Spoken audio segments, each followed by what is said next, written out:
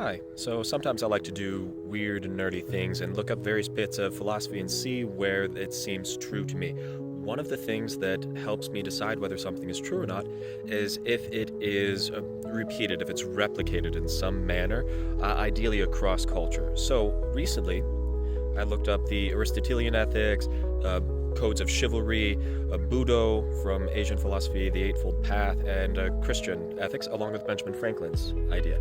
And there were obvious lots of differences, particularly between Eastern and Western philosophy and between warrior ethos and a more spiritual practice. But there were three traits that showed up through all of them in terms of what we should aspire to be. One was temperance, one was justice, and one was concentration or some form therein. And I thought that was super interesting because those three traits, they make sure that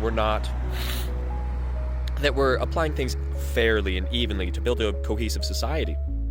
They make sure that we are not doing too much of this, that, or the other thing to either tire ourselves out or put us in a stupor or anything like that. There's that temperance, that moderation.